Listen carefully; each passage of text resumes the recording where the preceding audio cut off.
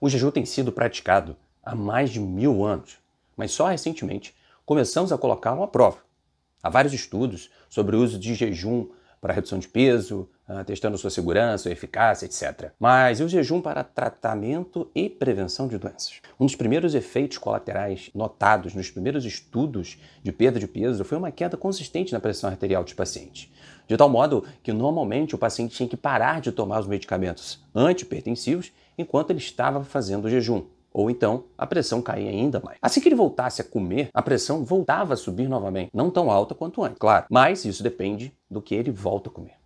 Um relato de caso de uma mulher que usou o jejum para reverter sua artrite reumatoide. A pressão sistólica inicial dessa paciente era em torno de 170, apesar de vários medicamentos para a pressão que ela tomava. Ela foi colocada em uma dieta baseada em plantas e alimentos integrais durante 8 semanas. Isso foi capaz de reduzir sua pressão arterial de 170 para 130, sem usar nenhum medicamento antes de iniciar o jejum e depois normalizou para 110 após o jejum. Mas será que isso foi só por causa da perda de peso? Ela perdeu cerca de 10 quilos no jejum e mais 12 comendo vegetais não processados. Bom, isso é extraordinário, baixar a pressão arterial de 170 para 110, mas isso foi depois de perder cerca de 23 quilos. Sabemos há décadas que qualquer tipo de perda de peso pode reduzir a pressão arterial. Mesmo uma pequena perda de peso pode baixar a pressão arterial de pessoas obesas, ainda que ela se mantivesse com excesso de peso. Mas a maior parte da queda de pressão com a restrição calórica severa ocorre nos 2 primeiros dias, antes de uma perda de peso significativa. Também pode ser devido a uma redução dos hormônios do estresse, como adrenalina,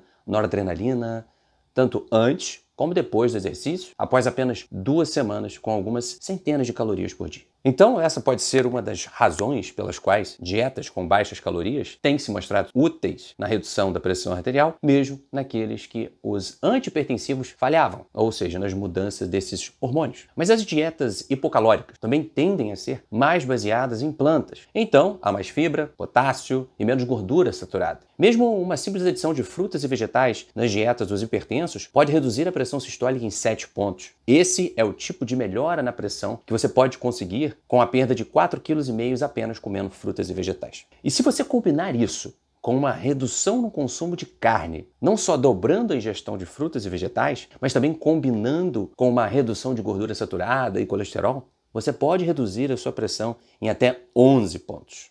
Bom, o que mais podemos fazer então? Restringir o consumo de álcool em bebedouros diários pode baixar a pressão arterial em até 5 pontos. Bom, então vamos fazer as contas para a gente ter uma ideia. Restringir o consumo de álcool pode baixar a pressão sistólica em 5 pontos. Perder em torno de 4,5 kg pode baixar em 7 pontos. Assim como comer apenas de 8 a 10 refeições de frutas e vegetais recomendados por dia. Exercícios aeróbicos regulares por 3 meses podem baixar em até 9 pontos. Então, vamos acrescentar isso também nessa nossa lista. Combinando mais frutas e vegetais com uma redução do consumo de carne, pode baixar 11 pontos na pressão sistólica? Interessante. E os medicamentos antihipertensivos, que podem ter efeitos colaterais, mas por si só diminuem a pressão em 15 pontos. Mas e se eu cortar o sal também da alimentação? Podemos observar em outros estudos alimentares que eles mantiveram os níveis de sódios iguais, mas se cortar o sódio o suficiente, pode superar os antihipertensivos e reduzir a pressão em até 16 pontos nessa histórica. Isso é o melhor que podemos fazer com as dietas? Outros estudos demonstraram que pessoas numa dieta puramente vegetal, mesmo com um consumo de sódio moderado, é capaz de reduzir 18 pontos na pressão sistólica em indivíduos hipertensos, mesmo depois que 9 em cada 10 pacientes reduziram seus medicamentos de pressão ou terem parado completamente o seu uso em apenas 7 dias de intervenção. Isso é impressionante. Agora, se utilizarmos essa mesma alimentação e adicionarmos o jejum, é capaz de reduzir até 37 pontos de pressão.